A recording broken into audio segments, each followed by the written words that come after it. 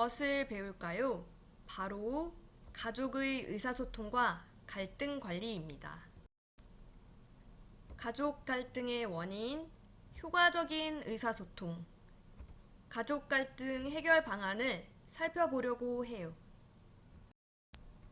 여러분도 가족 간의 의사소통을 실패한 경험이 있나요?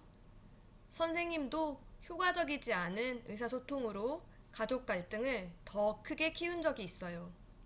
하나씩 볼게요. 너는 숙제부터 해야지. 휴대전화만 붙들고 있냐? 형도 하잖아요.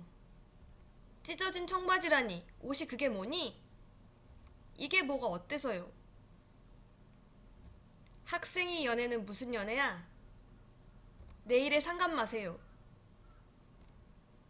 시간이 몇 시인데 이제 집에 기어들어와? 쾅! 다양한 일이 떠오르죠? 누구나 실수를 합니다.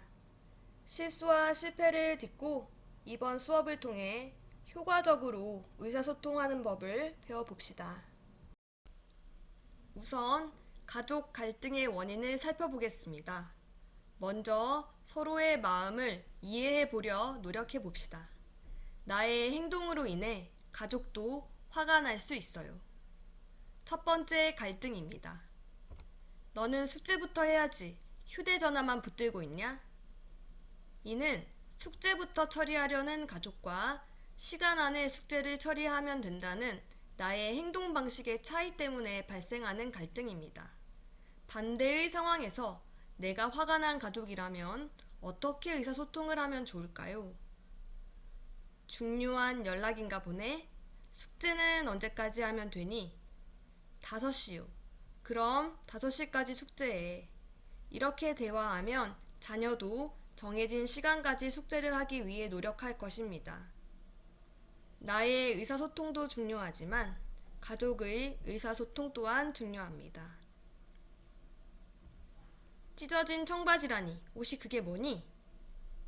나에겐 찢어진 청바지가 멋스러운데 가족이 보기엔 찢어진 청바지가 보기에 좋지 않을 수 있어요.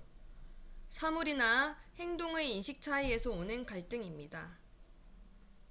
아빠는 찢어진 청바지보다 지난번에 입었던 면바지가 더 괜찮던데 그걸 입어보는 게 어떨까?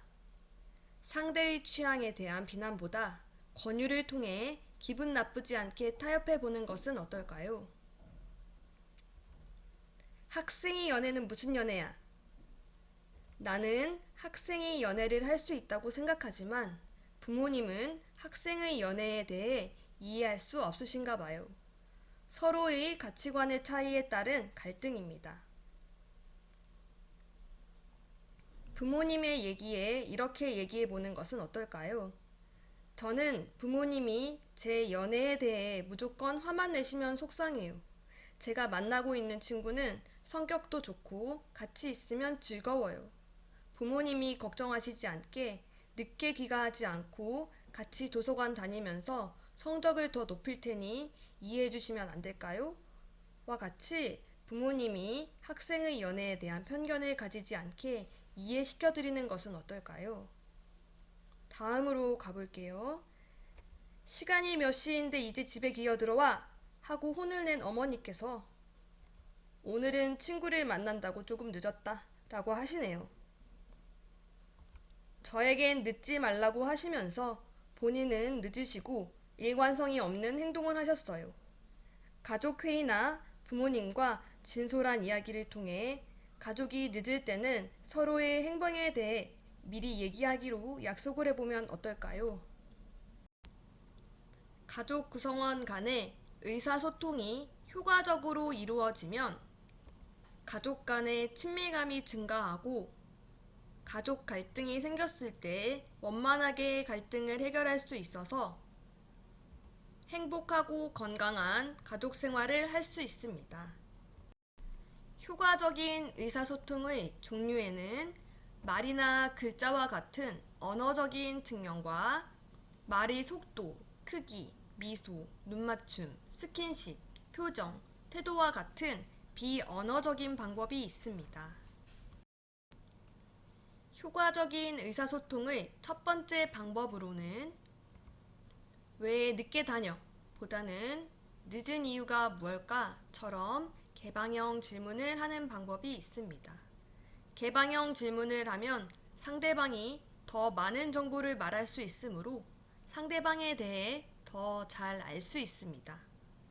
다음으로 적극적 경청은 상대방의 이야기를 잘 듣고 이해하고 있다는 느낌을 주어 상대방이 존중받는 느낌을 받을 수 있으므로 솔직하고 편안하게 이야기를 할 수 있습니다.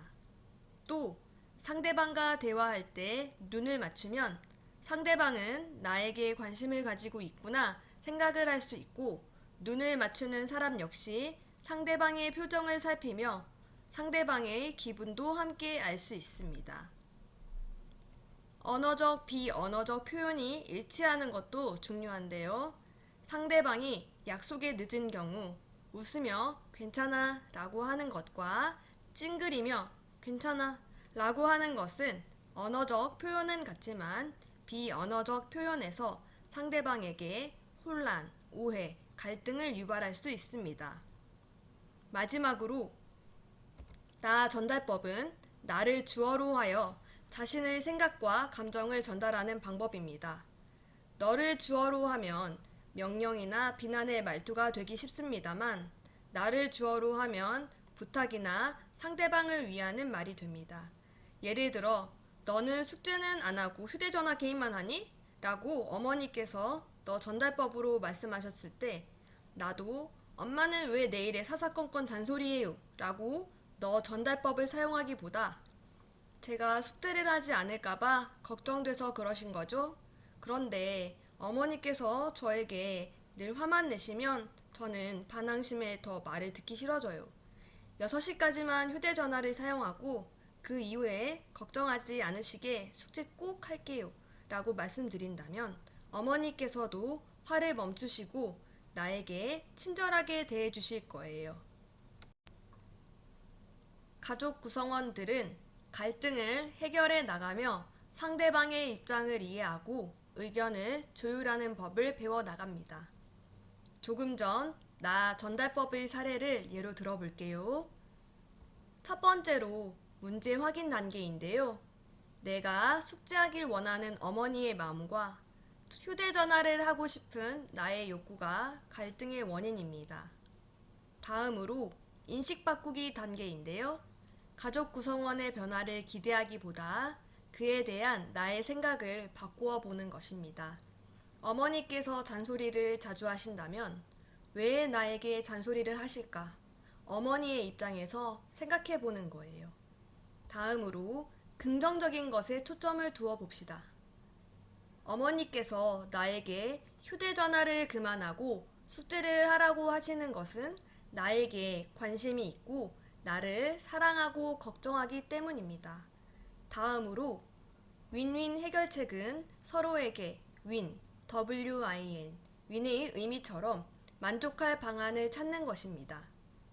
어머니께서 원하는 것은 내가 숙제를 끝마치는 것이고 내가 원하는 것은 지금 휴대전화를 사용하는 것이므로 내가 한 발 양보하여 원하는 최소한의 시간만큼 휴대전화를 사용하고 어머니께서 원하시는 숙제를 끝마치면 서로가 원하는 바를 이뤄낼 수 있습니다.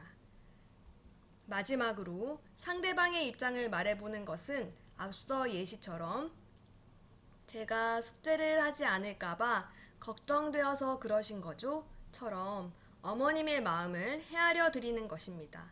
그렇게 하면 어머니께서도 자녀가 어머니의 마음을 이해해 준다고 생각을 해서 화가 가라앉고 나 역시 부모님의 진짜 속마음을 생각하며 부모님의 말씀을 오해하지 않을 수 있습니다. 오늘 배운 내용을 바탕으로 더 나아가는 성장 중심 평가에 반영할 질문을 드립니다. 성적에 반영하지 않고 어떠한 생각을 가진 학생인지, 기술과정 수업을 통해 생각의 변화가 있었는지를 보기 위한 것이니 편하게 답변해 주세요. 단, 본인의 세부 능력 및 특기사항으로 기록할 수는 있습니다.